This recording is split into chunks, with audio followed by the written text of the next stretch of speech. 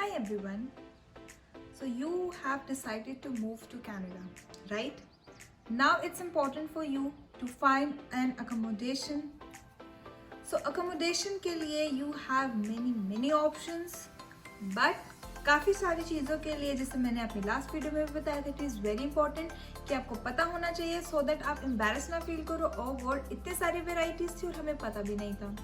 And it is very important to select as per your convenience कौन सी चीज़ आपके लिए, आपके बजट के according, if you are coming with family, if you are coming alone, बहुत सारी चीज़ों को ध्यान में रखते हुए यहाँ पर there are like 5 to 6 options जो आप कंसिडर कर सकते हो टू रेंट योर होम।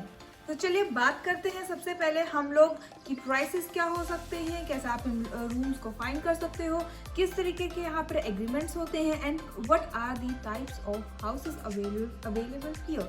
तो वीडियो को स्टार्ट करते हैं, पर उससे पहले चैनल को सब्सक्राइब जरूर कीजिएगा and gives a thumbs up if you like the video. And अगर कोई क्वेश्चन है किसी भी चीज़ को लेकर, you can just message me any time as soon as possible, I just reply to that.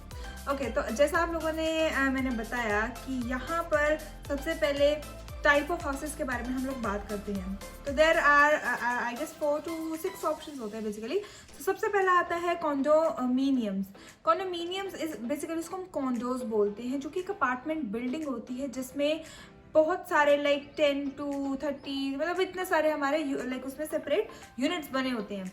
So that is owned by honour, और वो वाली जो कॉन्डो यूनिट है आप उसको बाय कर लेते हो दैट इज योर्स। अगर आप रेंट करते हो तो वो टेनेंट्स है, उस पर कुछ टर्म्स एग्रीमेंट्स को लेकर वहाँ पर रहेगा। उसकी जो प्राइसेस होती हैं वो सबसे ज़्यादा होती हैं, सबसे एक्सपेंसिव होता है कॉन्डोज में रहना। वहाँ पर आपकी जो सारी यूटिलिटीज़ होती है वो इंक्लूडेड होती हैं। वैसे यहाँ पर सारी हर जगह पे यूटिलिटीज़ जो होती है वो इंक्लूडेड होती ही हैं आपके रेंट में। सेकंड आ जाता है डिटैच्ड हाउस, जो कि एक कल्ला कल्ला घर, जैसे इंडिया में तो ना अपना खुद का घर, बस एक सेपरेट प्लेस है। अगर ये वाली आपकी प्लेस है, इसमें आपका घर होगा, ना यहाँ पर कुछ होगा ना यहाँ पर कुछ होगा, किसी से घर जुड़ता, जैसे हमारे इंडिया में कुछ प्लेसेस होते हैं ना जैसे सारे घर एक दूसरे से अटैच्ड होते हैं, तो वो ये डिटैच्ड है। यू कैन जस्ट सेपरेट और जस्ट ब्लॉक द वर्ड, आपको पता चल जाएगा। And you can just see this picture, एक सेपरेट सा घर आपका डिटैच हो जाएगा। That is also the most expensive house, क्योंकि यहाँ पर आपको एक टोटली सारी फैसिलिटी मिल रही है। पार्किंग मिलती है इसके अंदर आप लोगों को, ठीक है। ऑनर की कोई इंटरफेरेंस नहीं होती, यहाँ पर आपकी सारी यूटिलिटीज़ जो होती हैं इंक्लूडेड होती हैं। एंड कई बार अगर इंक्लूडेड नहीं होती तो वो एज पर आपकी रेंट भी ऑफकोर्स कम हो सकता है उस चीज़ पे। सो ये हो गया आपका डिटैच्ड हाउस। अब आता है जी semi attached house. Semi attach का मतलब होते हैं town houses, sorry semi attached houses होते हैं, एक घर हो गया उसमें 2 घर जुड़े हुए हैं and that is on a separate place. ये वाला घर की मेंटेनेंस ये वाला ओनर या whoever is living there वो करने वाला है, इस घर की जो मेंटेनेंस है वो जो यहाँ पर रह रहा है वो करने वाला है। उसके बाद आते हैं टाउन हाउसेज, जो कि हमारे इंडिया में बहुत होते हैं। एक घर की दीवार दूसरे घर से जब जुड़ जाती है उसको हम बोल देते हैं टाउन हाउसेज। यहाँ पर जहाँ पर मैं रह रही हूँ it is a town house. So town houses basically ये जो होते हैं यहाँ पर रेंटल्स काफ़ी कम होते हैं एज कम्पेयर टू दी, देखो कॉन्डो सबसे ज़्यादा, कॉन्डो सबसे ऊपर है रेंटिंग में, एंड जो सबसे लास्ट में आएगा मुझे बाहर कम बताऊंगी तो है यहाँ पर टाउन हाउसेज आ जाते हैं। टाउन हाउसेज फिर अपार्टमेंट्स होते हैं, जैसे कॉन्डोज है, कॉन्डोज के साथ में आप अपार्टमेंट्स को लेके चल सकते हो। उसमें क्या हो गया कि उसमें जो यूनिट्स होते हैं वो कम होते हैं। कॉन्डोज बहुत हाई बिल्डिंग्स होती हैं, लाइक 40-50 कितने भी उसमें अपार्टमेंट जो आपके सिंगल यूनिट्स होती हैं। अपार्टमेंट्स में यूनिट्स कम होती हैं। एक होता है टाउन हाउस वाली जो आपके कॉन्डोज होते हैं वो भी होते हैं। उसमें क्या होता है मतलब सिंगल 2 से 3 यूनिट्स होती हैं, कोई उसको पूरी उस यूनिट को उस ब्लॉक को परचेज कर लेगा, he will just rent out like single को कर देगा। वहाँ पर सब एंट्रेंसेस वगैरह सब कुछ अलग अलग होती है, उसमें किसी को इंटरफेरेंस नहीं होती। वो भी मेरे घर के पास है, बड़े सुंदर सुंदर हैं वो, बट एक्सपेंसिव हो जाते हैं, ठीक है। सो ये हो गया टाउन हाउसेस के बारे में। अब हम बात कर लेते हैं मतलब टाउन हाउसेस यहाँ पे सबसे चीपेस्ट कंसीडर किए जाते हैं as compared to the others as per the series.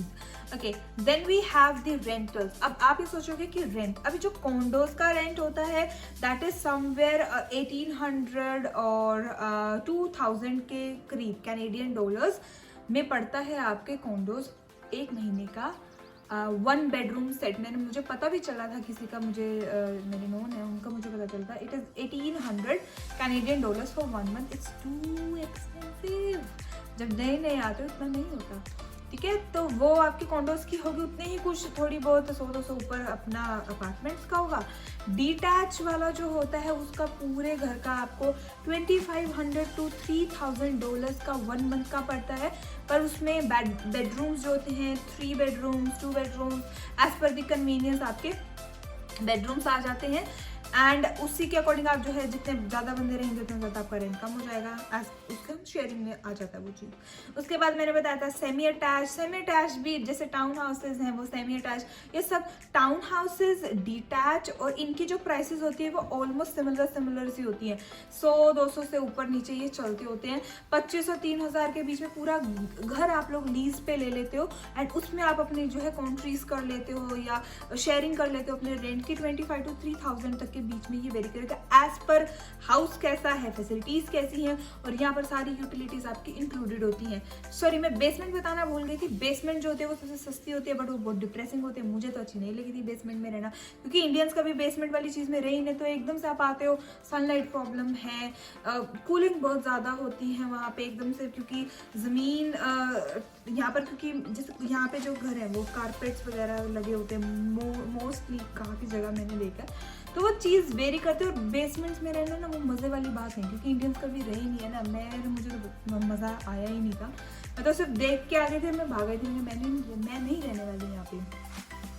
तो बेसमेंट्स के बारे में ये हो गया। ओके, अब हम बात कर लेते हैं रेंटल्स के बारे में, कि यहाँ पर जो एग्रीमेंट्स होते हैं या कैसे, कहीं कहीं पर ऐसा होता है, ओनर टू ओनर ये चीज़ वेरी करती है कि जो आपके रेंटल्स होने वाले हैं 2 तरीके के होते हैं, एक होता है शॉर्ट टर्म, एक होता है लॉन्ग टर्म। शॉर्ट टर्म होता है बेसिकली आप आए हो, नए हो, जैसे मैं थी, तो आप कुछ टर्म के लिए आप कहीं पर रहने चले गए। साथ के साथ ये भी बता देती हूँ कि how can you find the short term and long term rentals. तो शॉर्ट टर्म अगर ढूंढना है तो बहुत सारे ऑप्शन हैं, जैसे आपका एयरबीएनबी हो गया, बेड एंड ब्रेकफास्ट हो गया, एक आपका कुछ आप स्क्रीन पे भी देख सकते हो, I am not able to recognise कौन कौन से ऑप्शन थे। तो ये वाले कुछ ऑप्शंस हैं, इनमें से आप जो है 14-15 दिन के लिए, 1 हफ्ते 2 हफ्ते के लिए, 2-4 दिन के लिए ना आप रह सकते हो यहाँ पे जाके, जब तक आपको आपका नया घर नहीं मिल जाता लॉन्ग टर्म के लिए, परमानेंट के लिए, वट एवर इट इज, ठीक है। तो लॉन्ग टर्म रेंटल्स की अगर हम बात करते हैं तो लॉन्ग टर्म में आपके सारे जो मैंने टाइप ऑफ हाउसेस बताए वो सारे आपके लॉन्ग टर्म में आ जाते हैं। वहाँ पर आपका एक official agreement month two month, year two year contract जैसे होता है वैसा बनेगा, जिसमें आप ओनर का नाम, आपका नाम, आप कितना पे कर रहे हो, कौन कौन सी यूटिलिटीज इंक्लूडेड है, बहुत सारी इन्फॉर्मेशन वहाँ पर, कब आपका रेंट बढ़ सकता है, किस सर्कमस्टांसिस में आपको जो है बहुत सारी इन्फॉर्मेशन होती है। तो वो सारी एग्रीमेंट लेना बहुत ज़रूरी है यहाँ पे। दूसरी चीज़ होती है owner to owner. I told you, owner to owner depend करता है। अब आपका ओनर कैसा है, वो आपको मतलब अलाउ कर रहा है, जो रेंटिंग है वो कई कुछ जो है बहुत स्पेसिफिक हो जाते हैं, ओके नहीं 5 तक पे करना है, कुछ जो होते हैं वो थोड़े लीनियंट भी होते हैं। एंड अपना एग्रीमेंट लेना मत भूलिएगा, that is very important, you should have. अगर कुछ का क्या होता है, कुछ ना क्रेडिट हिस्ट्री मांगता है। अगर आप नए आए हो तो आपके पास क्रेडिट हिस्ट्री नहीं है, तो आप लोग आपकी जो है इंडिया से या वट एवर कंट्री आप लोग जो प्रेफर करो वहाँ से जब आ रहे हो तो आप अपनी क्या बोलते हैं अपना क्रेडिट हिस्ट्री अपने बैंक से लेकर आ, जैसे क्रेडिट कार्ड होता है उसकी हिस्ट्री होती है क्योंकि आपके, या क्रेडिट हिस्ट्री में आपके अगर आपने कभी कोई लोन लिया, कुछ कोई भी क्रेडिट वाली हिस्ट्री है, आप उसको लेके दिखा सकते हो कि वी हैव अ वेरी वर्दी और हमारी काफ़ी अच्छी हिस्ट्री रही है। सो उस चीज़ पे भी आपका बेस होता है। या फिर आप लोग जो है यहाँ पर गारंटर जैसे होते हैं, जो गारंटी वाली चीज़ होती है ना कि ओके ये मेरी मतलब यहाँ पर कुछ ओनर्स इस चीज़ को भी कंसिडर करते हैं, जैसे मे बी फॉरनर्स कर सकते हैं इस चीज़। अभी तक तो मुझे ऐसा कोई टकरा नहीं, अगर कुछ होगा तो देखते हैं। तो ये हो गया जी हमारा रेंटिंग के बारे में। Okay, now how can you find your new home after landing in Canada. बहुत सारे ऑप्शंस थे, मैंने भी जिसके थ्रू अपना घर ढूंढा मैं बताती हूँ। तो सबसे पहले यहाँ पर जो अच्छा ऑप्शन रहता है दैट इज किजीजी।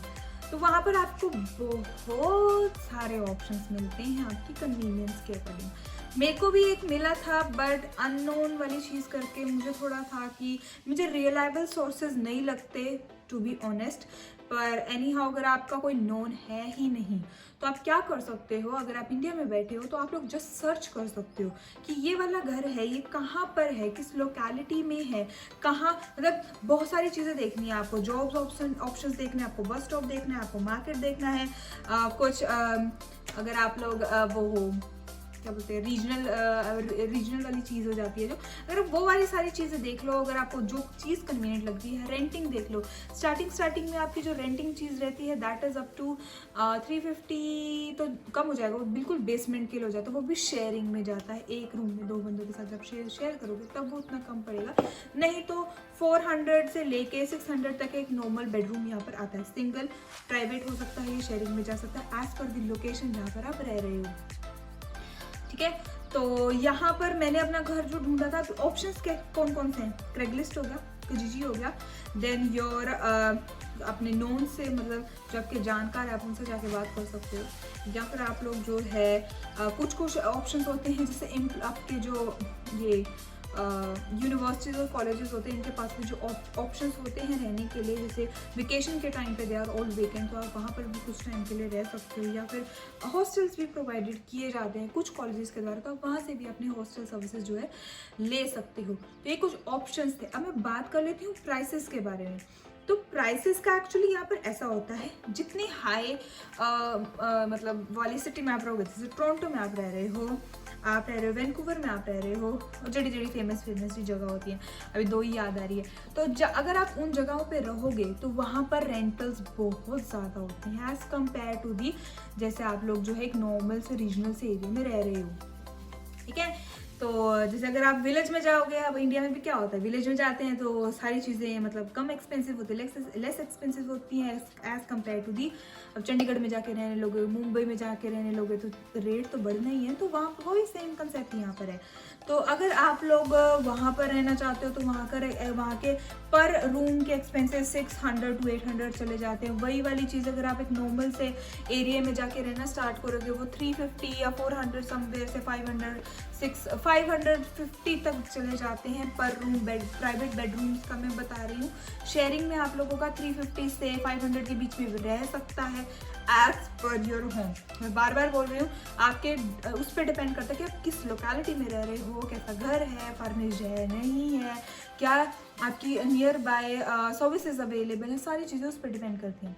आई होप मैंने आप लोगों को बहुत सारी इन्फॉर्मेशन प्रोवाइड कर दी है, सो दैट जब आप यहाँ पर नए आ रहे हो आपको ये ना हो कि ओहो अच्छा ऐसा भी होता है, अच्छा ऐसा भी होता है।